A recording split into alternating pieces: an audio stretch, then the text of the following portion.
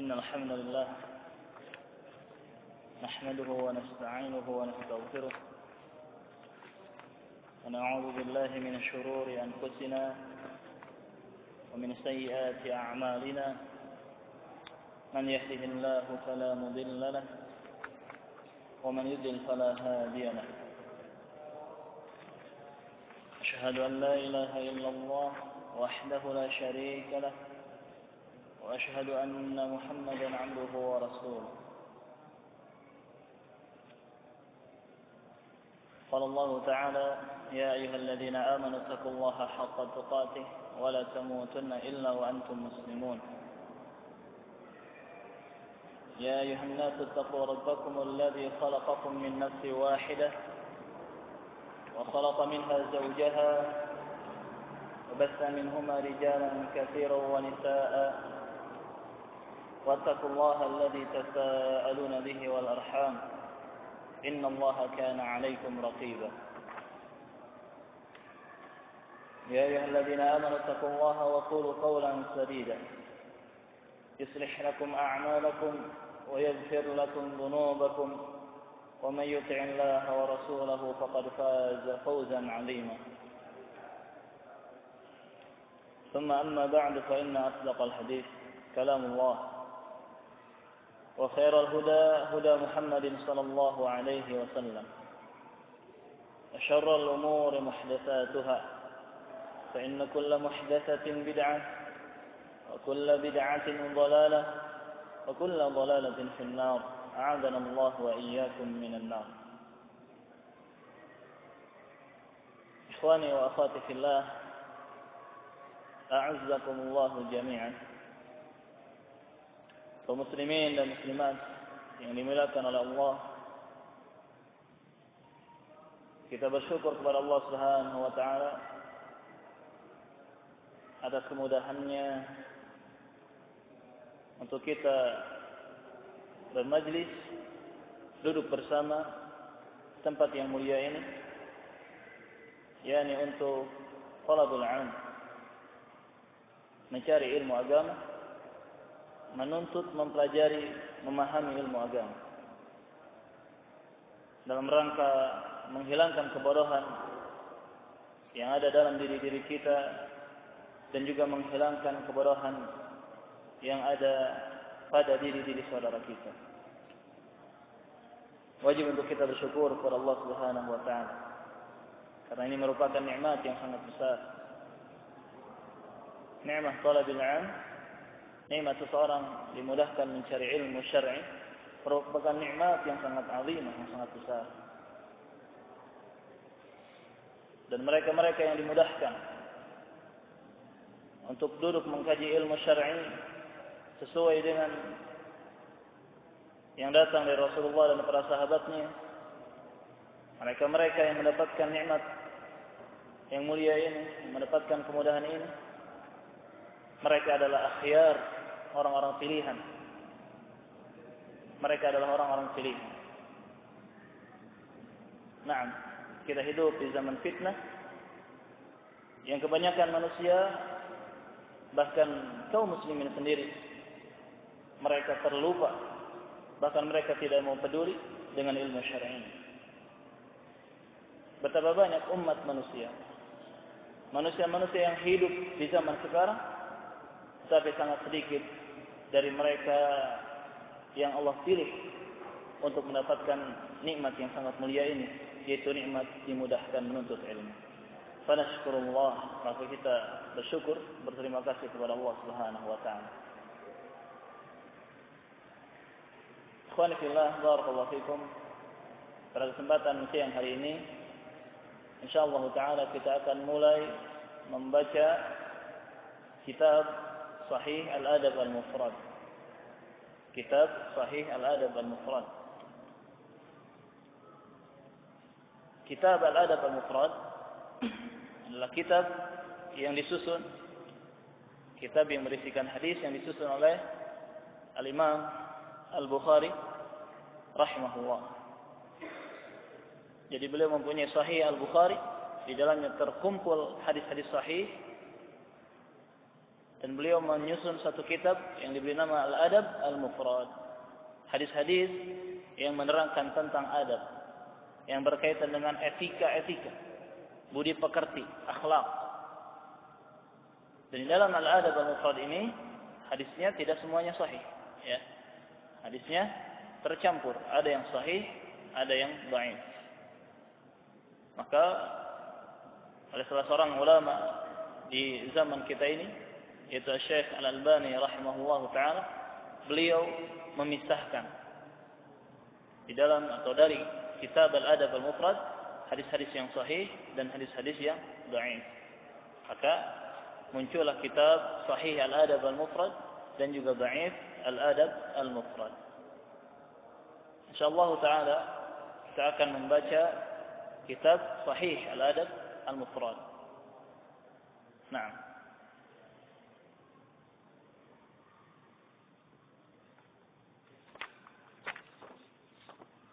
Barakallahu fikum. Qala al-muallif rahimahullah, berkata Abu Abdullah Al-Bukhari Al-Ju'fi rahimahullahu taala, Bismillahirrahmanirrahim.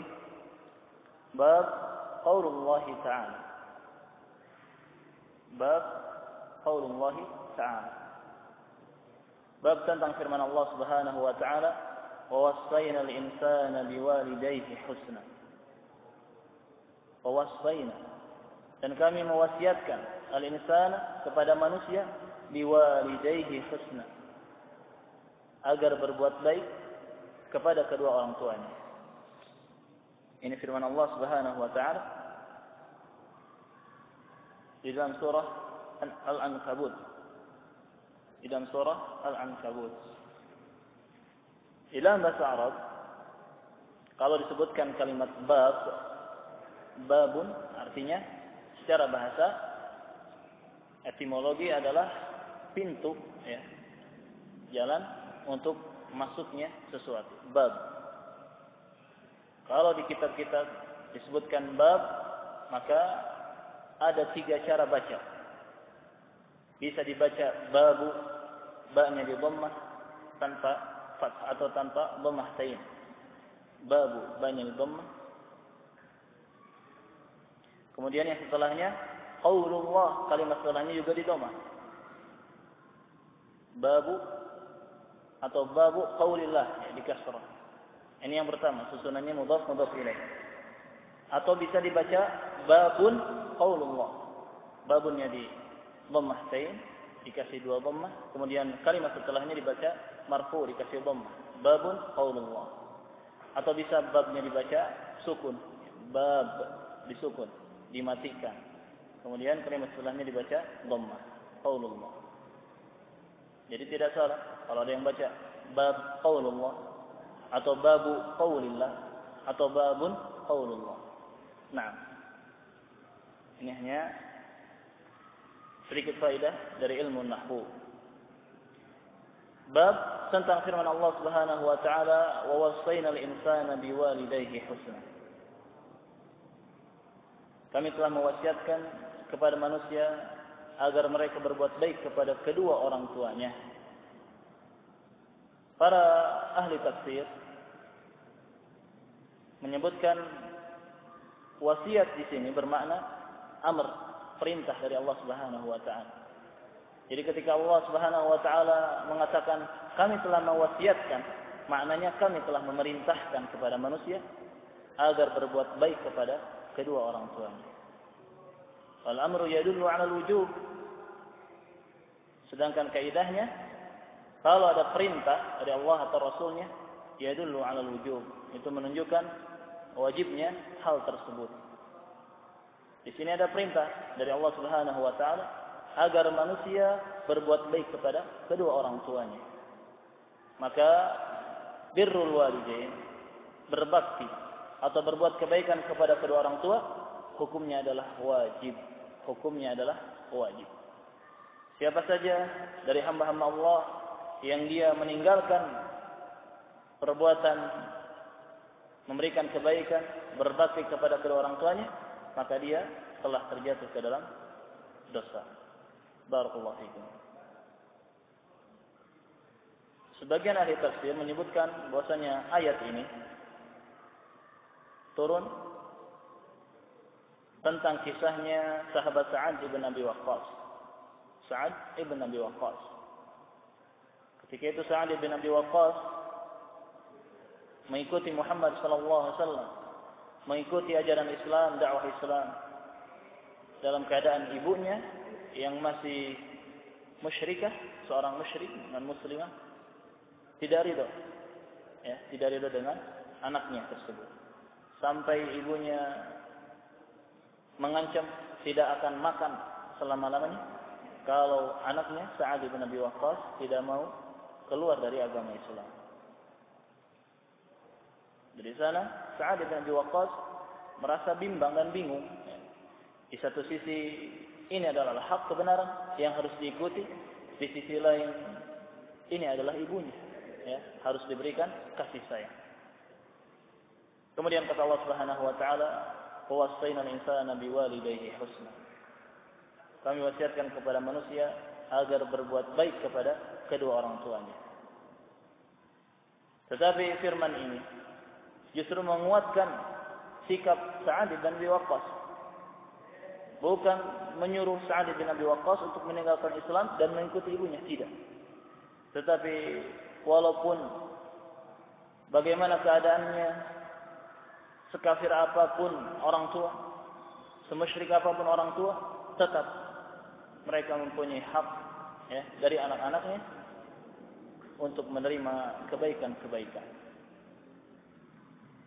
Hadis yang pertama yang dibawakan oleh muallif rahimahullah, an Abi Amr Asy-Syaibani, dari Abu Amr Asy-Syaibani.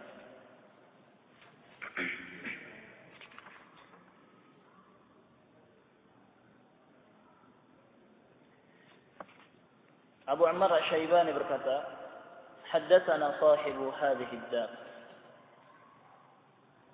wa awma bi yadihi ila dari Abdullah." Telah menceritakan kepada kita atau telah menyampaikan kepada kami sahibu hadhihi ad-dar, pemilik rumah ini. Dar bisa diartikan rumah atau kampung atau negeri. Al-muhim suatu tempat yang di situ manusia tinggal, ya, yang ditempati oleh manusia. Telah menyampaikan kepada kami pemilik rumah ini. Wa auma biyadihi ila dari Abdullah. Dan Abu Amr Asy-Syaibani ketika mengatakan telah mengabarkan pemilik rumah ini, beliau menunjuk atau mengisyaratkan, ya, dengan tangannya ke arah rumah Abdullah. Di kalangan ulama ahli hadis, kalau disebutkan secara mutlak nama Abdullah dari kalangan para sahabat, maka yang dimaksud adalah Abdullah ibn Mas'ud. Abdullah ibn Mas'ud radhiyallahu anhu, kunyahnya Abu Abdurrahman. Jadi, kalau kita menemukan di dalam satu hadis atau asar langsung disebutkan dari Abdullah, tidak disebutkan Abdullah siapa, ibn siapa, atau nisbahnya kepada siapa, tidak. Maka Abdullah yang diinginkan atau yang dimaksudkan adalah Abdullah ibn Mas'ud. Ia mengisyaratkan tangannya ke arah rumah Abdullah ibn Mas'ud. Qala, sa'altu an-nabiy sallallahu alaihi wasallam. Abdullah ibn Mas'ud pernah berkata, aku pernah bertanya kepada Nabi sallallahu alaihi wasallam, ayyul 'amali ahabbu ila Allah 'azza wa jalla?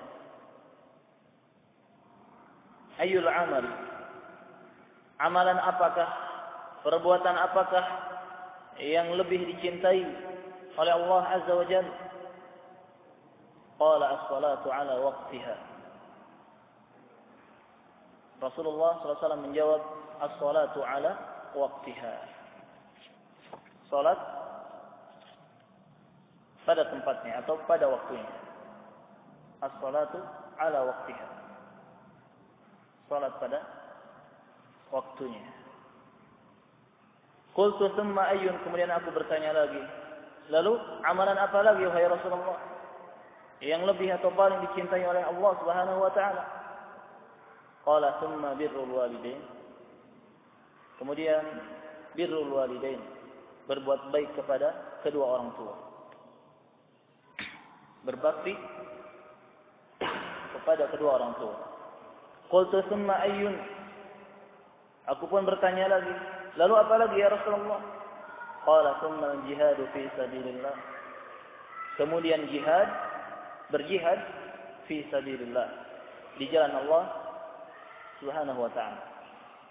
Qala haddatsani bihinna walau istazadtuhu lazadani. Kata Abdullah bin Mas'ud, Rasulullah telah menyampaikan 3 perkara tersebut kepadaku, yakni amalan salat tepat pada waktunya, kemudian birrul walidain, berbuat kebaikan kepada kedua orang tua, dan juga jihad fi sabilillah, di jalan Allah. Rasulullah telah menyampaikan 3 perkara tadi kepadaku. Walau istajadtuhu lazadani. Seandainya aku terus meminta tambahan, seandainya aku terus menanyakan apa lagi, pasti Rasulullah SAW akan menambahnya. Hadis sahih sebagaimana disahihkan oleh Syekh Al-Albani rahimahullah. Di dalam hadis yang mulia ini, Abdullah bin Mas'ud bertanya kepada Rasulullah SAW tentang amalan atau perbuatan yang paling dicintai oleh Allah Subhanahu wa ta'ala. Nah, banyak amalan-amalan soleh, dan tentunya dari sekian amalan-amalan soleh tersebut, ada amalan-amalan yang paling dicintai atau lebih dicintai oleh Allah Azza wa Jalla. Maka kata Rasulullah SAW, yang pertama adalah as-salatu ala waqtiha. As-salatu ala waqtiha. Salat ala waqtiha, pada waktunya, tepat pada waktunya. Yang dimaukan dengan waktu di sini, yakni seseorang salat tepat pada waktunya, adalah al-waqtu al-mustahab. Al-mustahab, waktu yang mustahab. Karena waktu untuk menunaikan salat itu terbagi kepada beberapa bagian. Ada yang dinamakan waktu mustahab, waktu yang disunnahkan atau sangat disukai, ya, di waktu tersebut salat ditunaikan. Ada yang disebut dengan waktu mukhtar, ya, atau waktu mubah, ya. Di situ ada pilihan, boleh ketika itu atau boleh tidak. Ada juga waktu darurah, waktu darurat. Misalkan dia terlambat karena tertidur atau yang lainnya. Nah, dan siapa yang keluar dari waktu mustahab dan mukhtar atau mubah dengan disengaja, maka dia berdosa. Maka dia berdosa. Berbeda dengan orang yang keluar dari 2 waktu tersebut tanpa disengaja. Nah, yang dimaukan di sini, seseorang salat tepat pada waktunya, yakni waktu mustahab. Waktu mustahab.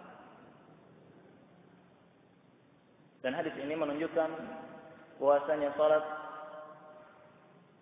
salatnya seseorang yang tidak mempunyai udzur dikarenakan tidur, atau udzur dikarenakan lupa, atau dikarenakan ada kesibukan yang tidak mungkin untuk ditinggalkan. Kalau ditinggalkan akan timbul bahaya.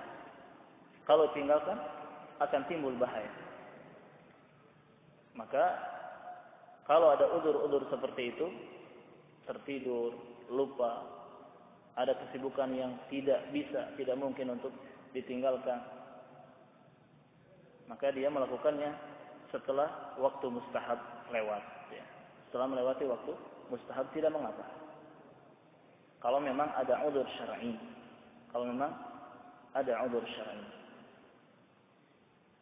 Ada sebagian ulama yang menjelaskan bahwasanya salat pada waktunya, yaitu as-salatu fi awwali waqtiha. Salat pada awal waktunya. Jadi, amalan salat yang paling dicintai oleh Allah adalah seseorang salat di awal waktunya. Sebagaimana hadis yang diriwayatkan oleh Ibnu Khuzaimah dan juga oleh Ibnu Hibban di dalam sahih keduanya, Yang kurang lebih lafadznya as-salatu fi awal waktiha. Salat di awal waktunya. Kalau seandainya hadis ini sahih, hadis dari Ibnu Khuzaimah dan juga Ibnu Hibban ini sahih, yakni yang dimaukan adalah salat tepat atau di awal waktunya, maka makna yang sebenarnya adalah waktul ada, ya. Waktu pelaksanaan salat, tidak hanya di awal saja. Bisa di awal, di tengah ataupun di akhir. Tetapi yang rajih hadis ini hadis yang dhaif. Hadis ini hadis yang dhaif. Sebagaimana disebutkan oleh Imam An-Nawawi, bahwasanya hadis yang menyebutkan salat di awal waktunya adalah hadis dhaif. Dan juga disebutkan oleh Al-Hafidz Ibnu Hajar Al-Asqalani, bahwasanya hadis ini hadis dhaif. Nah, jadi intinya, kesimpulannya, amalan salat yang paling dicintai Allah Subhanahu wa taala adalah ketika seseorang menunaikan salat tersebut ala waktiha, pada waktunya. Tidak hanya di awal, ya. Di awalkah atau di pertengahan atau di akhir waktu. Selama itu termasuk atau masih dianggap, ya, termasuk waktu salat, maka itu semuanya adalah amalan salat yang dicintai oleh Allah Subhanahu wa taala. Jadi tidak ada batasan, hanya di awal waktu saja. Hanya di awal waktu saja. Apalagi nanti ketika kita melaksanakan salat, ada di sana fikihnya bagaimana kita menunggu imam, ya, imam ratib masjid. Imam tetap satu masjid, atau menunggu jamaah terkumpul, ya, agar kita bisa menunaikan salat bil jamaah, secara berjamaah. Nah, sehingga yang rajih salat tepat pada waktunya yang merupakan amalan yang dicintai oleh Allah Subhanahu wa taala, yaitu seseorang menunaikan salat pada waktunya, baik di awal, di tengah ataupun di akhir waktunya. Kemudian Abdullah bin Mas'ud bertanya lagi, "Tsumma ayyun?" Lalu amalan apa lagi wahai Rasulullah yang paling dicintai oleh Allah Subhanahu wa taala? "Tsumma birrul walidain." Kata Rasulullah, birrul walidain, berbuat baik kepada kedua orang tua. Berbuat baik kepada kedua orang tua. Al-walidain yang maksud adalah al-ab wal ibu dan bapak. Itu walidain. Al-ab wal ibu dan bapak. Ayah dan bunda. Itu yang dimaksud dengan birrul walidain. Nah, ibu dan bapak, mereka mendapatkan hak-hak yang sangat banyak dari anak-anaknya. Dari anak-anaknya. Nanti akan disebutkan dalam hadis yang selanjutnya, siapa yang paling berhak untuk lebih diutamakan di antara keduanya, ibu ataukah bapak, ya, akan disebutkan. Yang intinya kedua-duanya, mereka telah mengorbankan segala-galanya untuk mengurus anak-anaknya. Seorang ibu, dari mulai mengandung anaknya kurang lebih selama 9 bulan, kemudian menyusuinya kurang lebih 2 tahun, kemudian mengurusnya, merawatnya, mendidiknya dari kecil sampai dewasa, ya, diurus, dirawat, dididik, dibimbing, diajari. Nah, ini tugas seorang ibu. Pengorbanan, jerih payah yang sangat banyak, ya. Tidak kenal lelah, letih, payah, capek, tidak. Dikarenakan kasih sayangnya kepada anak-anaknya. Begitu juga seorang bapak. Banyak pengorbanan yang diberikan oleh bapak kepada anak-anaknya. Berani untuk mengeluarkan keringat, ya, di bawah teriknya atau terik panasnya matahari. Tidak memperdulikan rasa capek, lelah, letih, demi untuk mendapatkan nafkah atau memberikan nafkah kepada keluarganya. Demi untuk bisa memberi makan anak-anaknya. Nah, banyak pengorbanan yang diberikan oleh ibu dan bapak kepada anak-anaknya. Maka pantaslah Rasulullah menyebutkan birrul walidain, berbuat baik kepada kedua orang tua, disebutkan di sini setelah amalan salat. Setelah amalan salat dan sebelum amalan jihad fisabilillah. Kita ketahui bahwasanya jihad fisabilillah merupakan amalan yang sangat mulia, amalan yang sangat besar. Dan di sini Rasulullah meletakkan birrul walidain, amalan berbuat baik kepada kedua orang tua sebelum jihad fisabilillah. Ini menunjukkan bahwasanya perbuatan memberikan kebaikan-kebaikan kepada kedua orang tua, birrul walidain, adalah lebih mulia daripada jihad sekalipun. Ya, lebih besar amalannya daripada jihad sekalipun. Birrul walidain, seorang anak berbakti atau berbuat baik kepada kedua orang tuanya banyak macamnya. Kalau dia mampu membahagiakan atau memberikan kebaikan kepada kedua orang tuanya dari segi materi, ya, harta, maka dengan hartanya menanggung biaya hidup kedua orang tuanya ketika mereka sudah tua, ya, sudah menginjak masa-masa tua, sudah tidak mampu untuk mencari makan, ditanggung oleh anak-anaknya. Atau juga misalkan memberikan kebaikan kepada mereka dengan anggota tubuh kita, ya, dengan lisan kita, kita tidak mengucapkan ucapan-ucapan yang kotor, yang kasar, yang keji. Kita mengajak mereka berbicara dengan ucapan-ucapan yang lemah lembut, ya, penuh dengan ketawadhuan, penuh dengan penghormatan, kemuliaan. Nah, kita tidak menghardik mereka, kita tidak mencaci mereka. Atau dengan amalan-amalan badan kita, ya. Kalau ada sesuatu yang diperlukan oleh mereka dari tenaga kita, kita bantu, ya, kita bantu. Apapun itu, selama amalannya adalah amalan yang tidak dilarang oleh syariat, kita lakukan. Ya, kita lakukan. Misalkan kita diperintah atau diminta membereskan rumah. Kalau kita mampu, kita kerjakan. Mencuci piring, ya, mencuci baju. Atau misalkan membantu orang tua dalam mencari nafkah. Kalau kita mampu dan tidak bertentangan dengan syariat Islam, kita lakukan. Nah, ataupun dengan begitu banyak, nah, atau sekian banyak amalan-amalan dari kebaikan-kebaikan yang bisa kita tunaikan kepada mereka berdua. Birrul walidain, birrul walidain. Betul-betul posisi kedua orang tua sangat penting, ya, bagi seorang muslim.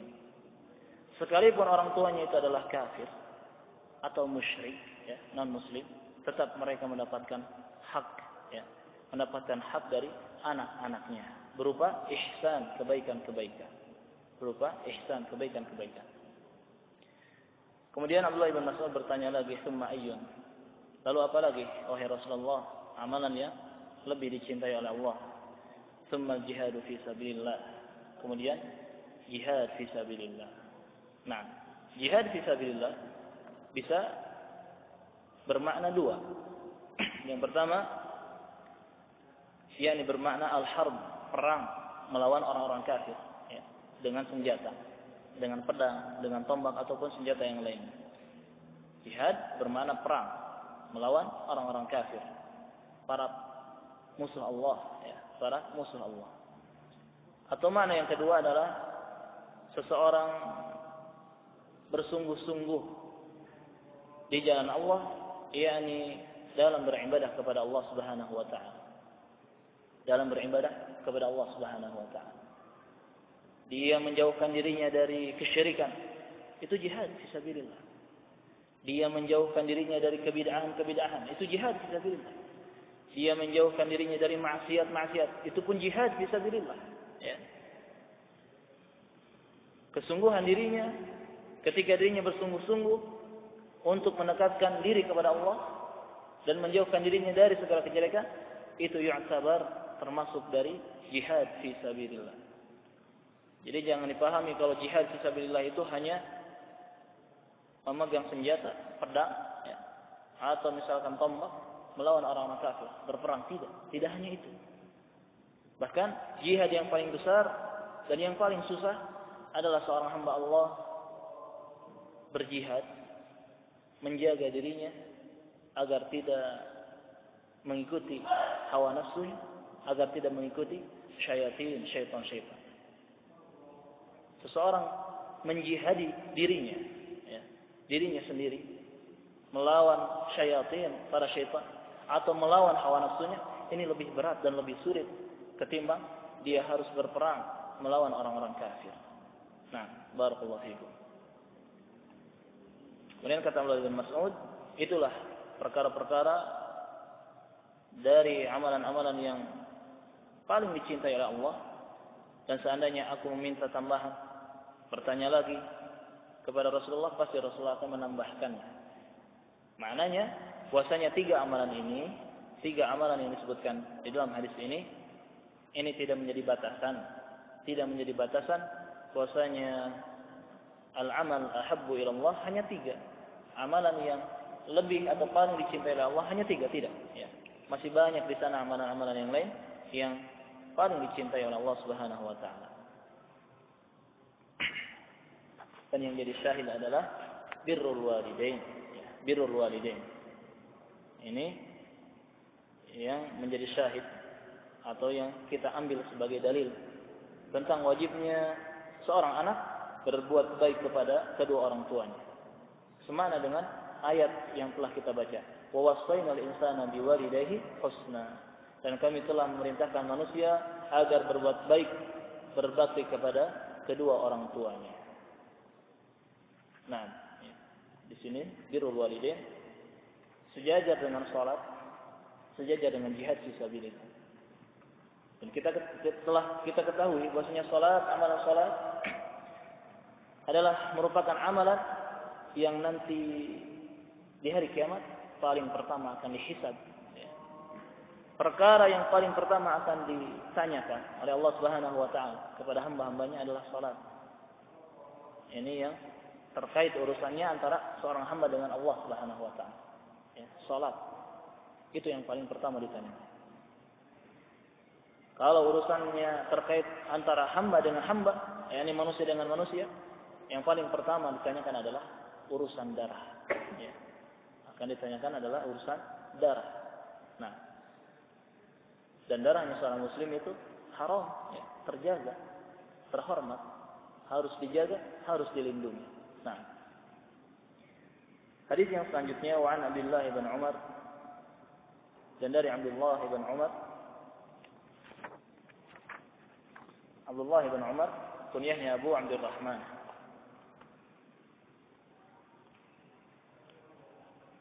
Nah, Abdullah bin Umar kunyahnya Abu Abdurrahman. Beliau masuk ke dalam agama Islam ketika usianya masih kecil, ya. Dan beliau ikut berhijrah bersama bapaknya, yakni Umar ibn al-Khattab. Ketika terjadi perang Uhud, beliau meminta izin kepada Rasulullah SAW untuk ikut, ya, berperang di perang Uhud. Tetapi Rasulullah tidak mengizinkannya. Kenapa? Dikarenakan Abdullah bin Umar masih terlalu kecil usianya, masih terlalu kecil. Kemudian beliau mengikuti perang Khandaq, ya, perang Khandaq dan juga perang-perang yang setelah Khandaq. Ya.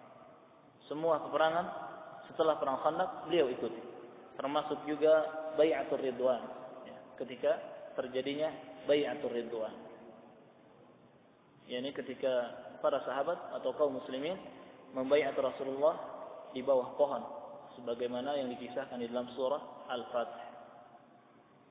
Abdullah bin Umar merupakan seorang imam yang teguh, yang kuat, yang kokoh, wasi'ul ilm, luas ilmunya, termasuk dari ulama di kalangan para sahabat, katsirul ittiba', dan beliau merupakan orang yang paling banyak mengikuti Rasulullah, orang yang paling banyak mengikuti amalan-amalan Rasulullah, perbuatan-perbuatan Rasulullah sallallahu alaihi wasallam. Banyak kisah, ya, di dalam hadis-hadis atau di dalam asar-asar tentang semangatnya Abdullah bin Umar dalam mengikuti jejak Rasulullah, mengikuti amalan-amalan Rasulullah sallallahu alaihi wasallam. Sampai pernah disebutkan ketika Rasulullah berjalan dengan Abdullah bin Umar menaiki tunggangan melewati sebuah pohon. Kemudian Rasulullah berkeliling di sini, ya, berputar mengelilingi pohon tersebut. Kemudian suatu ketika Abdullah bin Umar, yakni Rasulullah telah wafat, beliau dalam satu kesempatan melewati pohon tersebut, ya, untuk yang kedua kalinya. Tetapi setelah wafatnya Rasulullah, beliau ingat apa yang dilakukan oleh Rasulullah ketika melewati pohon tersebut, yakni Rasulullah mengelilinginya tanpa diketahui alasannya apa. Kenapa Rasulullah memutari atau mengelilingi pohon tersebut? Tetapi dikarenakan semangatnya Abdullah bin Umar mengikuti amalan-amalan Rasulullah, dia juga tidak pikir panjang, tidak berpikir panjang. Yang penting mengikuti Rasulullah. Dia putarkan tunggangannya mengelilingi pohon tersebut. Masya Allah. Dan banyak kisah-kisah yang lainnya. Sampai-sampai para sahabat yang lain atau para tabi'in ketika melihat Abdullah bin Umar saking semangatnya mengikuti amalan-amalan Rasulullah, contoh-contoh dari Rasulullah, sampai-sampai orang di sekitarnya mengira Abdullah bin Umar ini adalah seorang yang majnun, seorang yang gila. Karena di luar dari atau di luar akal manusia, di luar pikiran manusia. Ini saking semangatnya Abdullah bin Umar mengikuti amalan Rasulullah sallallahu alaihi wasallam. Dan selayaknya demikianlah yang harus ada pada diri tiap-tiap muslim. Ketika dia mendapati sebuah hadis yang sahih atau asar yang sahih, bahwasanya Rasulullah melakukan hal ini, Rasulullah pernah begini, begitu, Rasulullah mengucapkan ini, melakukan itu, langsung diikuti dengan niat ittiba'ur Rasul, mengikuti, mencontoh Rasulullah tanpa harus berpikir panjang. Kalau dilakukan, wah nanti saya akan begini. Kalau tidak dilakukan, mungkin nanti akan lebih begini. Tidak berpikir seorang muslim ketika mengikuti Rasulullah. Niatkan ittiba'ur Rasul, langsung diamalkan. Walaupun itu hanyalah perbuatan-perbuatan Rasulullah yang tidak ada kaitannya dengan ibadah. Cara berjalan Rasulullah misalnya, cara berbicara Rasulullah, cara berpakaian Rasulullah, ataupun yang lainnya, ya, yang tidak ada kaitannya dengan hal-hal ibadah. Dan kata para ulama, kalau ada seorang muslim, seorang umat Muhammad sallallahu alaihi wasallam, dia mengikuti amalan-amalan atau perbuatan-perbuatan Rasulullah sallallahu alaihi wasallam yang sifatnya bukan ibadah, jibiliyah, hanya keseharian saja, kebiasaan Rasulullah, tetapi diikuti, maka diharapkan dia akan mendapatkan pahala dari Allah jika memang niatnya adalah ittiba'ur Rasul, mengikuti Rasulullah sallallahu alaihi wasallam. Nah, inilah Abdullah bin Umar, seorang yang luas ilmunya dan paling semangat mengikuti contoh-contoh atau amalan-amalan Rasulullah sallallahu alaihi wasallam. Dan beliau telah mendapatkan rekomendasi, pujian dari Rasulullah sallallahu alaihi wasallam langsung. Rasulullah pernah berkata, Abdullah rajulun salih. Bahwasanya Abdullah bin Umar, dia adalah seorang rajulun salih, laki-laki yang saleh. Sudah disaksikan, ya. Ada jaminan dari Rasulullah, ada persaksian bahwasanya Abdullah bin Umar adalah seorang yang saleh. Abdullah bin Mas'ud pernah berkata, "Anna amlaka syabban Quraisy li nafsihi 'anid dunya la Abdullah bin Umar." Abdullah bin Mas'ud berkata, yakni memuji Abdullah bin Umar, kata beliau, tidak ada pemuda di kalangan suku Quraisy, orang-orang Quraisy, yang paling bisa menahan dirinya dari dunia, yang paling bisa menahan dirinya dari dunia, kecuali Abdullah bin Umar, kecuali Abdullah bin Umar. Berarti beliau adalah seorang yang zahid, seorang yang mempunyai kezuhudan yang sangat besar, wara', seorang mutawarri. Begitu juga Jabir bin Abdullah pernah berkata, "Ma minna ahadun adraka ad-dunya illa malat bihi wa mala biha, illa bin Umar."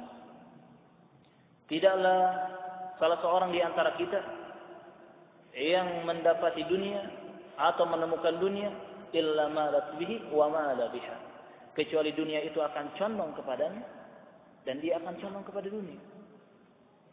Ini ucapan Jabir bin Abdullah.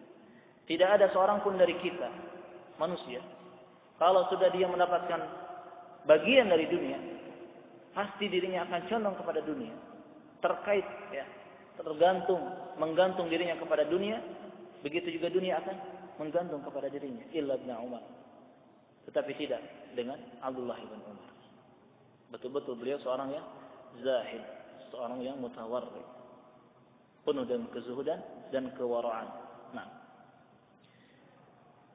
Ibnu Musayyib pernah berkata, "Mata yaumat wa ma fil ardi ahabbu ilayya an alqa Allah bimithli amalihi minhu."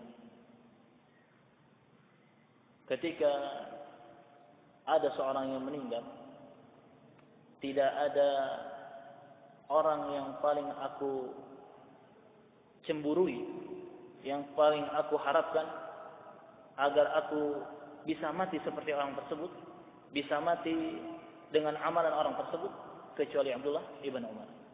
Ini ucapan Ibnu Musayyib rahimahullah. Ini menunjukkan bahasanya Abdullah ibn Umar mempunyai fudul ya, atau fadail, mempunyai keutamaan-keutamaan yang sangat besar. Sampai-sampai Ibnu Musayyib mengatakan, tidak ada seorang pun yang meninggal kecuali Abdullah ibn Umar yang aku cemburu, aku menginginkan mati seperti beliau. Nah, Imam Malik rahimahullah pernah mengatakan tentang Abdullah ibn Umar ini, aftan nasa sittina sana. Bahwasanya Abdullah ibn Umar, beliau memberikan fatwa kepada manusia, kepada kaum muslimin sittina sana, kurang lebih 60 tahun. Masya Allah. Dari kecil wasiul ilmu, ilmunya sudah banyak ya. Dari kecil ilmunya sudah banyak. Maka pantaslah kalau beliau berfatwa memberikan ilmu kepada manusia kurang lebih sebanyak atau selama 60 tahun. Sittina sana. Beliau adalah seorang yang diberikan kekuatan oleh Allah Subhanahu wa taala fil jihad, di dalam jihad peperangan. Dan juga beliau mempunyai kekuatan yang sangat besar fil ibadah, di dalam beribadah kepada Allah. Nah, dan juga beliau adalah orang yang paling banyak pengetahuannya tentang akhirat ya. Orang yang paling banyak pengetahuannya tentang akhirat dan juga banyak isarnya kepada akhirat, yakni lebih mementingkan perkara-perkara akhirat daripada perkara-perkara dunia. Nah, dikarenakan ilmu tentang akhiratnya banyak ya. Kalau seorang hamba Allah ilmu agamanya, ilmu tentang akhiratnya lebih banyak, pasti dia akan lebih mengedepankan atau mengutamakan perkara-perkara akhirat ketimbang perkara-perkara dunia. Maka mereka-mereka yang lalai dari perkara akhirat, tertipu dengan perkara-perkara dunia, dengan kemewahan-kemewahan dunia yang sifatnya fana sementara ya. Bahkan tidaklah disebutkan dunia dalam Al-Quran kecuali semuanya hanyalah cacian atau perendahan untuk dunia. Bahkan dalam hadis ya, orang-orang yang mencari-cari dunia sehingga mereka lupa dari Allah Subhanahu wa taala, terlupa kepada Allah Subhanahu wa taala, tiada lain mereka itu seperti kilab ya, seperti anjing yang mengejar-ngejar bangkai. Waliyadzubillah. Nah, kalau kita cari klik saja di komputer kalimat dunia dalam Al-Quran atau hadis, pasti munculnya adalah zam ya, celaan-celaan. Tidak ada yang memuliakan atau memuji tentang perkara dunia. Nah, dan orang yang mereka lalai dengan dunia, lalai dengan kehidupan dunia, lalai dengan harta-harta, kemewahan dunia, kedudukan di dunia, mereka adalah orang-orang yang sedikit ilmu tentang akhiratnya.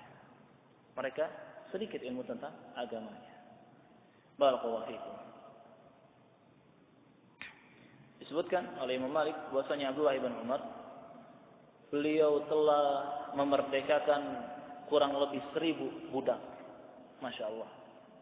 Memerdekakan kurang lebih 1000 budak. Beliau wafat setelah menunaikan amalan haji ya, setelah menunaikan amalan haji. Disebutkan pada tahun 73 Hijriah. Wallahu a'lam. Ini sekilas tentang Abdullah bin Umar. Masih panjang kisahnya. Tapi kita baca hadis. Qala, ia berkata, yakni Abdullah bin Umar, Abu Abdurrahman, ridha Rabbi fi ridhal walid. Keriduan Allah, keriduan Rabb ada pada keriduan seorang bapa. Wa sakhatur Rabbi fi sakhatil walid. Dan kemurkaan Allah atau kemarahan Allah ada pada kemurkaan seorang bapa. Nah, dalam hadis yang mulia ini, lafaznya adalah keriduan Allah ada pada keriduan seorang bapa. Dan kemurkaan Allah ada pada kemurkaan seorang bapa. Di dalam riwayat yang lain disebutkan walidain, tidak hanya bapa saja, tetapi juga ibu termasuk. Keriduan Allah ada pada keriduan orang tua. Dan juga kemurkaan Allah ada pada kemurkaan orang tua. Maknanya, bahwasanya ucapan-ucapan atau doa-doa dari orang tua itu didengar oleh Allah Subhanahu wa taala, bagaimanapun keadaannya. Maka jangan sampai kita menyebabkan orang tua kita mendoakan hal-hal yang jelek untuk kita, dikarenakan perbuatan-perbuatan kita sendiri.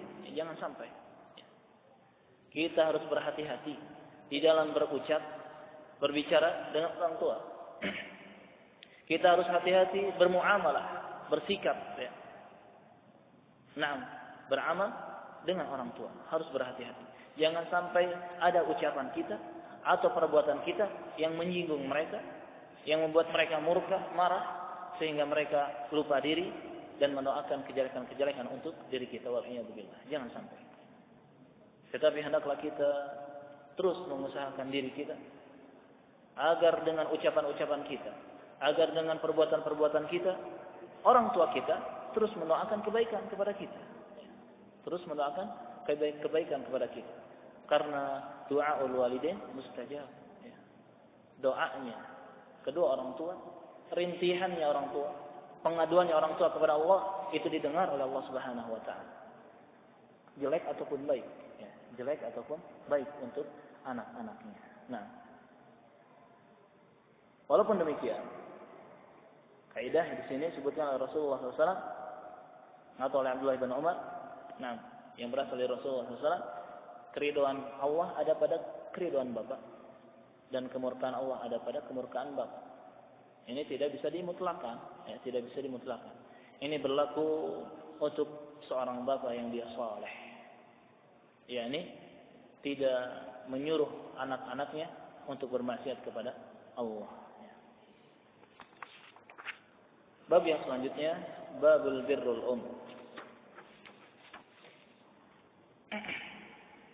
Bab birrul Bab tentang berbuat baik atau berbakti kepada seorang ibu. An Bahz ibn Hakim. Dari Bahz ibn Hakim. Bahz ibn Hakim adalah seorang yang thiqah, seorang yang terpercaya. An abihi an jaddihi, dari bapaknya, berarti dari Hakim, an jaddihi, dan dari kakeknya, yaitu dari bapaknya Hakim. Bapaknya Hakim bernama Muawiyah ibn Haidah. Beliau lahir di Basrah dan meninggal di Khurasan. Ini kakeknya Bahz ibn Hakim ibn Muawiyah. Bahz ibn Hakim ibn Muawiyah. Muawiyah adalah seorang sahabat. Hakim seorang tabi'in yang thiqah. Bahz adalah tabi'in. Qultu, kata Muawiyah, kakeknya Bahz ibn Hakim, aku pernah berkata, ya Rasulullah, wahai Rasulullah, man abarru, siapakah orang yang pantas aku berikan kebaikan-kebaikan? Siapakah orang yang pantas aku berbakti kepadanya? Qala, Rasulullah menjawab, ummaka, ibumu. Qultu man abarru. Kemudian Muawiyah bertanya lagi yang kedua kalinya, lalu siapa lagi wahai Rasulullah orang yang pantas aku berbuat kebaikan kepadanya? Qala ummaka. Kata Rasulullah, ibumu. Qultu man abar? Muawiyah pun bertanya lagi yang ketiga kalinya. Lalu siapa lagi ya Rasulullah? Orang yang pantas aku berbuat baik kepadanya. Qala ummaka. Kata Rasulullah SAW, ibumu. Qultu man abarru? Muawiyah bertanya untuk yang keempat kalinya. Lalu siapa lagi ya Rasulullah? Orang yang pantas aku berbuat baik kepadanya. Qala abaka, thumma al-aqraba fal-aqrab.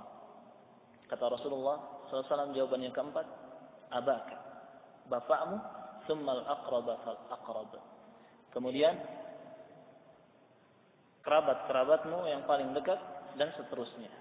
Yang paling dekat, yang agak dekat sampai kepada yang jauhnya. Nah, kemudian hadis yang selanjutnya dari Abdullah bin Abbas masih dalam bab ini. Wa 'an Ibnu Abbas, dan dari Abdullah bin Abbas. Abdullah bin Abbas kunyahnya Abul Abbas. Kunyahnya Abul Abbas. Beliau mempunyai gelar Habrul Ummah. Habr al-Ummah. Tintanya umat Islam. Kenapa digelari tinta? Dikarenakan ilmunya yang sangat luas. Wa faqihul ummah, beliau juga digelari faqihul ummah. Orang yang paling paham tentang agama dari umat Muhammad sallallahu alaihi wasallam. Abdullah ibn Abbas. Beliau juga mendapati gelar Turjumanul Quran, penterjemah Al-Quran, yakni penafsir Al-Quran. Nah, ulama ahli tafsir yang paling kuat, yakni yang paling cerdas atau banyak ilmunya tentang tafsir kalangan para sahabat, yakni Abdullah ibn Abbas. Abdullah ibn Abbas. Disebutkan kurang lebih beliau meriwayatkan hadis sebanyak 1660 ya, 1660 hadis, kurang lebih 1660 hadis Abdullah ibn Abbas. Nah, Sa'ad rahimahullah, Imam Sa'ad pernah berkata tentang Abdullah ibn Abbas, "Ma ra'aitu ahdat fahman wala alabba lubban wala aktsara ilman wala awsa hilman minhu." Aku tidak pernah melihat orang yang lebih cerdas pemahamannya, dan juga lebih banyak ilmunya, serta lebih lembut ya sikapnya atau akhlaknya daripada Abdullah bin Abbas. Ini kata Sa'ad rahimahullah. Idza marra fi at-tariq qalat an-nisa. Kalau Abdullah bin Abbas dia berjalan di satu jalan dan di sana ada kaum wanita. Wanita-wanita itu berkata, "Amarral misku aw Ibnu Abbas?" Siapa yang telah melewati kita? Siapa yang telah lewat kepada kita? Misk, yakni parfum yang sangat harum, atau Abdullah bin Abbas? Ini adalah pujian dari mereka-mereka. Saking fadilnya, banyaknya keutamaan pada diri Abdullah bin Abbas. Siapa yang lewat tadi? Misk, parfum yang paling wangi, yang sangat wangi, atau Abdullah bin Abbas? Idza ra'aituhu faqultu ajmalan nas. Kata Sa'ad rahimahullah, kalau aku melihat Abdullah bin Abbas, maka aku berkata, sesungguhnya dialah manusia yang paling indah, yakni yang paling ganteng, Abdullah bin Abbas. Wa idza hadatsa qultu afsahan nas. Dan kalau Abdullah bin Abbas berbicara, maka aku berkata, sesungguhnya dialah orang yang paling fasih di dalam berbicara. Nah, sangat banyak di dalam kitab-kitab syiar, kitab-kitab tentang sirah diceritakan atau disebutkan tentang manaqib, keutamaan-keutamaan Abdullah bin Abbas. Beliau wafat di kota Taif. Taif itu kurang lebih yakni dekat dari Makkah, pertengahan atau antara Riyadh yakni Najd dengan Makkah. Di sana akan melewati Taif. Beliau wafat di kota Taif kurang lebih tahun 68. Dan ketika beliau wafat ada Muhammad ibn Al-Hanafiyah yang mensalati beliau. Nah, Muhammad ibn Al-Hanafiyah ini termasuk dari keturunannya Ali.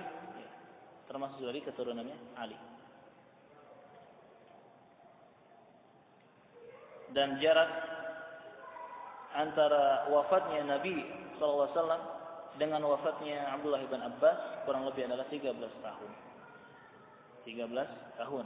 Nah, ini sekilas tentang Abdullah ibn Abbas. Al-Bahrul Habr. Gelarnya adalah lautan dan juga tinta. Lautannya umat Islam, tintanya umat Islam. Dikarenakan wasiul ilm, luasnya ilmu beliau. Dari Abdullah ibn Abbas, Abul Abbas radhiyallahu anhuma. Abbas bapaknya adalah seorang sahabat ya. Maka kita doakan radhiyallahu anhuma. Semoga Allah meridai keduanya. Abdullah dan juga Abbas.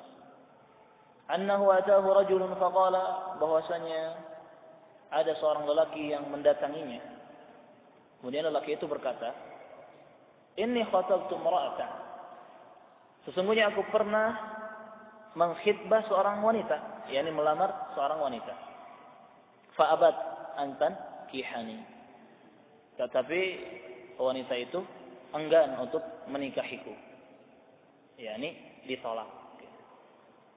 Seorang lelaki kalau ditolak oleh seorang wanita, pasti dia broken heart gitu, ya, patah hati. Wa khatabaha ghairi. Lebih-lebih lagi, wa khatabaha ghairi. Lalu ada laki-laki lain yang melamarnya, ya, laki-laki selainku melamarnya. Fa ahabbat an tankihahu. Maka wanita itu mau untuk menikah dengan lelaki tersebut. Tambah sakit ya hatinya. Faghirtu 'alaiha faqataltuha. Maka aku cemburu kepada wanita tersebut. Ketika dilamar olehnya enggak mau, tapi dilamar oleh selainnya mau. Faqataltuha. Masyaallah. Maka aku membunuh wanita tersebut, kata si lelaki ini. Ia bertanya kepada Abdullah ibn Abbas, "Fahal li min taubatin?" Maka apakah aku masih bisa bertaubat? Qala ummuka hiyyah. Abdullah ibn Abbas tidak langsung menjawab bisa atau tidak. Tetapi Abdullah ibn Abbas bertanya, "Ummuka hiyyah. Apakah ibumu masih hidup?" Qala la. Ia menjawab, "La, ibuku sudah meninggal." Qala tub ila Allah azza wa jalla wa taqarrab ilaihi mastata'ta. Kata Abdullah ibn Abbas kepada lelaki tersebut, "Tub ila Allah." Bertaubatlah engkau kepada Allah. Mintalah ampun engkau kepada Allah. Beristighfarlah engkau kepada Allah, wa taqarrab ilaihi mastata'ta. Dan dekatkanlah dirimu kepada Allah semampumu. Dekatkanlah dirimu, bertaqarrublah kepada Allah semampumu. Mastata'ta. Qala Atha ibn Yasar. Atha ibn Yasar, yakni seorang tabi'in, ia berkata, "Fadhahabtu, maka aku pergi, fasa'altu bin Abbas." Aku pergi kepada Abdullah ibn Abbas dan bertanya kepadanya, "Lima sa'altahu an hayati ummi?" Wahai Ibnu Abbas, kenapa engkau bertanya kepada lelaki tersebut tentang kehidupan ibunya? yakni tentang ibunya masih hidup atau tidak? Faqala. Kemudian Abdullah ibn Abbas menjawab, "Inni la a'lam amalan aqrabu ila Allah azza wa jalla min birril walidah." Kata Abdullah ibn Abbas, sesungguhnya aku tidak tahu perbuatan apa lagi yang paling lebih bisa mendekatkan diri seorang hamba kepada Allah daripada birril walidah, berbuat baik atau berbakti kepada seorang ibu. Masya Allah. Ini ucapan tinta umat Islam. Ucapan lautnya umat Islam. Yani Abdullah ibn Abbas, ahli tafsir yang paling unggul. Ya. Terjemahan Al-Quran, penafsir atau penerjemah Al-Quran. Yang dia didoakan oleh Rasulullah SAW. Didoakan oleh Rasulullah SAW. Agar dipakihkan, dipahamkan di dalam urusan agama. Dan agar Allah berikan atau ajari ilmu ta'wil, ilmu tafsir. Beliau mengatakan, sesungguhnya aku tidak mengetahui suatu amalan yang lebih bisa mendekatkan diri seorang hamba kepada Allah, bisa lebih mentaqarrubkan dirinya kepada Allah daripada birrul walidah, daripada berbuat baik kepada kedua orang tua. Nah, ini syahid yang menjadi dalil dari hadis ini. Ada faedah tambahan di sini. Ketika lelaki tersebut mengatakan, aku telah membunuh wanita, apakah aku bisa bertaubat? Abdullah bin Mas'ud atau Abdullah bin Abbas menyuruh lelaki tersebut untuk bertaubat kepada Allah dan bertaqarrub semampu mungkin mendekatkan diri kepada Allah Azza wa Jalla. Dari sini kita ambil faedah. Kalau ada seorang muslim, seorang mukmin, dia terjatuh ke dalam satu dosa besar, kabirah minal kabair, zina atau membunuh atau misalkan ghibah juga dosa besar, jangan dianggap enteng. Atau misalkan uquq walidain, durhaka kepada orang tuanya, ibu atau bapaknya, atau dosa-dosa besar yang lainnya, lari dari peperangan, atau misalkan mengkonsumsi, memakan riba, harta riba. Kemudian di negaranya, di daerahnya, tidak ada pemerintah yang menegakkan hudud, hukuman-hukuman yang sesuai dengan syariat Islam. Maka solusinya dia bertaubat kepada Allah dari dosa besar yang pernah dia lakukan, dan dia bertaqarrub kepada Allah, mendekatkan dirinya kepada Allah sebisa mungkin. yakni memperbanyak amalan-amalan ibadah, memperbanyak amalan-amalan saleh, amalan-amalan sunnah diperbanyak. Salat sunnah kah? Atau misalkan saum sunnah, ya. Atau misalkan baca Quran, zikir, bersedekah, ataupun amalan-amalan saleh yang lain. Ini solusi bagi mereka-mereka yang seperti ini. Nah, tetapi kalau di sana ada pemerintah yang menegakkan hudud, ya, hukuman yang sesuai dengan syariat Islam, maka dia melaporkan dirinya kepada pemerintah setempatnya. Dia berterus terang, ya, dia berterus terang. Bahkan dia bersumpah kalau memang benar-benar ya, dia telah melakukan dosa besar, demikian. Tetapi kata para ulama, kalau memang dia tidak mau, dan tidak ada satu orang pun yang mengetahui tentang dosa besarnya dia, ya, maka cukup dia bertobat kepada Allah. Jangan diceritakan dosa besarnya itu kepada orang lain, kepada siapapun, hatta sampai kepada istrinya sekalipun tidak diceritakan. Dia bungkam, dia diam, bertobat kepada Allah dan perbanyak amalan-amalan saleh. Nah, seperti misalkan perbuatan zina. Kalau seorang muslim pernah berzina, hidup di negara Indonesia, maka solusinya bertaubat ya, kepada Allah, dan taubat itu ada syarat-syaratnya. Sebagaimana disebutkan oleh Ibnu Qayyim, Ibnu Taimiyah, An-Nawawi dan juga ulama yang lainnya, harus ada an-nada, penyesalan, menyesal dari dosa yang pernah dilakukannya. Harus ada iqla', menjauhkan diri dari dosa yang dilakukannya. Menjauhkan diri dari perbuatan tersebut, menjauhkan diri dari teman-teman yang kemungkinan akan mengantarkan kepada perbuatan dosa tersebut, menjauhkan diri dari tempat-tempat yang kemungkinan akan menyeret lagi kepada dosa tersebut, dijauhkan dirinya, iqla'. Kemudian ada azm, ada tekad, bertekad, dipatri, ya, diniatkan di dalam hatinya, dia tidak akan lagi kembali kepada dosa tersebut. Nah, itu syarat-syarat dari taubat. Ibnu Utsaimin rahimahullah, begitu juga Ibnu Taimiyah rahimahullah, pernah menyebutkan satu faedah.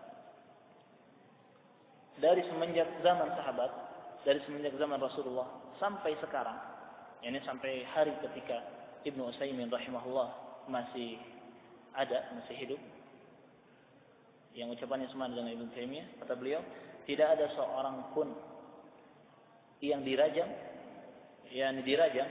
diberlakukan hukum rajam kepada dia kecuali dikarenakan pengakuan dirinya sendiri.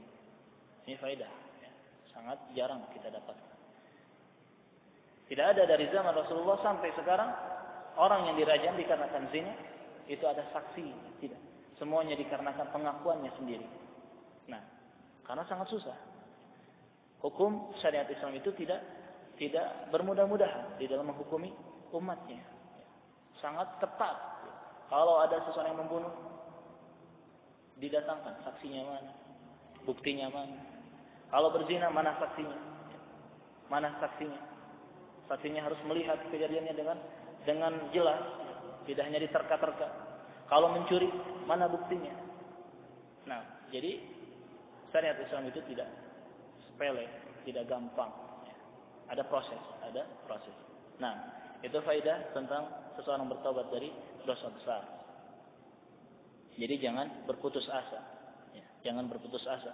Kalau ada seorang muslim yang pernah terjatuh dalam satu dosa besar, berbesar atau besar dirilah. Ya. Jangan putus asa, tetap berharap kebaikan kepada Allah Subhanahu wa taala. Karena kata Allah Subhanahu wa taala, "Innal hasanah tudhibna sayyi'ah." Sesungguhnya kebaikan-kebaikan itu akan menghapus kejelekan-kejelekan. Maka perbanyaklah kebaikan agar kejelekan-kejelekan kita terhapus, ya. Agar kejelekan-kejelekan kita terhapus. Nah, dua hadis yang mulia ini menjadi dalil tentang wajibnya seorang anak, seorang muslim, dia berbuat baik, berbakti kepada ibunya. Di dalam hadis yang pertama, hadis Bahaz bin Hakim bin Muawiyah rahimahumullah, ketika Muawiyah bertanya kepada Rasulullah tentang siapa manusia yang paling pantas pertama kali untuk aku berikan kebaikan-kebaikan, Rasulullah menjawab, ibumu. Ditanyakan sebanyak 3 kali, ibumu. Baru yang keempat, bapakmu, kemudian kerabat-kerabatmu. Penyebutan ibu sebanyak 3 kali, kata para ulama, ini menunjukkan bahwasanya porsi atau kedudukan ibu itu lebih besar dibanding dengan kedudukan bapak. Yani ibu harus lebih diutamakan, ibu harus lebih dimuliakan, ibu harus lebih dihormati daripada bapaknya. Ini juga menunjukkan tentang hak-hak yang harus ditunaikan kepada seorang ibu itu lebih banyak, ya, daripada hak-hak yang ditunaikan kepada seorang bapak. Nah, jelas. Ya. Jelek baiknya seorang anak itu tergantung kepada ibunya. Karena 24 jam seorang anak bersama ibunya. Dari mulai dia bangun tidur sampai tidur lagi, ibunya yang menyertainya, memberikan makan, mengajari, membimbing, mendidik, memberikan contoh yang baik, ibunya yang bertugas. Adapun bapak, dia mungkin hanya bertemu ketika malam hari, pagi hari keluar rumah mencari nafkah, bekerja, sore hari atau malam hari baru pulang. Nah, maka pantaslah Rasulullah menyebutkan 3 kali, ibumu. Yang pertama kali harus engkau berbuat baik kepadanya. Lalu bapak. Ini menunjukkan bahwasanya hak-hak yang harus ditanyakan kepada ibu itu lebih banyak, ya, itu lebih banyak. Dan ibu harus lebih diprioritaskan daripada bapak. Nah, barakallahu fiikum.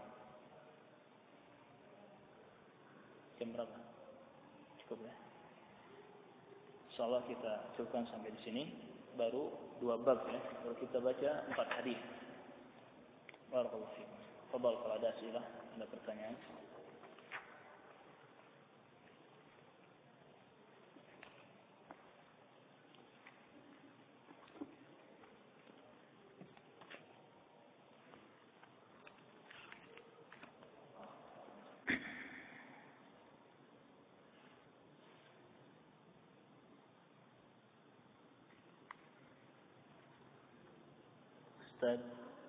Afdal mana, yakni lebih utama mana, meminta doa orang tua untuk didoakan kepada Allah supaya sukses, atau berdoa sendiri kepada Allah agar sukses? Nah, doa yang paling afdal yaitu doa seorang hamba Allah langsung dia ucapkan oleh dirinya sendiri, oleh lisannya sendiri kepada Allah Subhanahu wa taala. Dia meminta kepada Allah Subhanahu wa taala.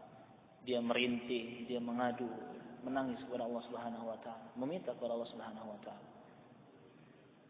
Di saat orang-orang sedang tidur terlelap, yakni di malam hari, dia bangun, melaksanakan salat tahajud.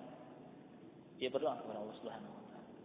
Dan itu seutama-utama doa, yakni seorang hamba Allah berdoa oleh sendirinya kepada Allah Subhanahu wa taala. Ini lebih afdal ya, daripada orang soleh sekalipun yang mendoakannya.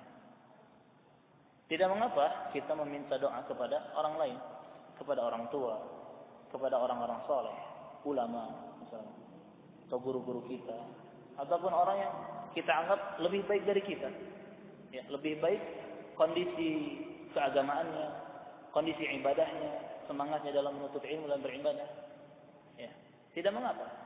Tetapi kata para ulama, di antaranya Ibnu Taimiyah, Ibnu Qayyim dan lainnya, jangan dibiasakan kita meminta didoakan kepada orang lain, karena dikhawatirkan kita tergantung atau ada ketergantungan kepada orang lain, sehingga kita lalai dari Allah Subhanahu wa taala. Maka yang lebih afdal kata para ulama adalah seseorang berdoa langsung kepada Allah Subhanahu wa taala tanpa perantara, ya, tanpa perantara. Nah,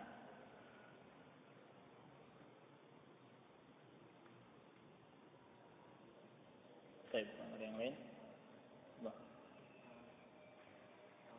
Zina itu dengan bukti video itu apakah sudah mencukupi? Syekh Abdul Rahman Al-Mar'i hafizahullah wa ra'ah pernah ditanya tentang masalah ini, bagaimana syuhud, persaksian tentang zinanya seseorang dengan video, ini rekaman video. Kata beliau, la yu'tabar, ya, tidak bisa dianggap. Itu tidak termasuk kepada syuhud, kepada saksi. Kenapa? Karena video itu bisa direkayasa, ya, bisa direkayasa, bisa dibuat-buat. Dan syuhud ada saksi, ya, 4 saksi itu juga harus langsung melihat. Kata Rasulullah SAW, sebagaimana alat untuk celak, ya, ini dicelupkan ke tempatnya, seperti timba ember masuk ke sumur. Demikian melihatnya jelas, ya. Tidak samar-samar atau, nah, harus jelas melihatnya. 4 saksi harus jelas melihatnya. Misalkan ada 4 saksi, yang pertama ditanya, melihat jelas, demikian. Yang kedua sama, yang ketiga sama. Yang keempat dia ragu. Oh, ana hanya melihat belakangnya saja salah. Ini tidak bisa, ya, tidak bisa dianggap. Nah, tidak bisa dianggap. Kecuali kalau si pelakunya bersaksi sendiri, yakni mengaku, beres urusannya. Jadi video tidak bisa dianggap. Ini juga merupakan pendapat Syekh Abdul Rahman Al-Mar'i hafizahullah wa ra'ah, dan juga ulama yang lain, ulama kibar yang lain. Video tidak bisa dijadikan saksi, ya. Barakallahu fikum. Kalau ada yang lain, naktafi lahuna. Subhanakallahumma wa bihamdik, asyhadu an la ilaha illa anta, astaghfiruka wa atubu ilaik. Alhamdulillahirabbil alamin. Jazakumullahu khairan. Barakallahu fikum.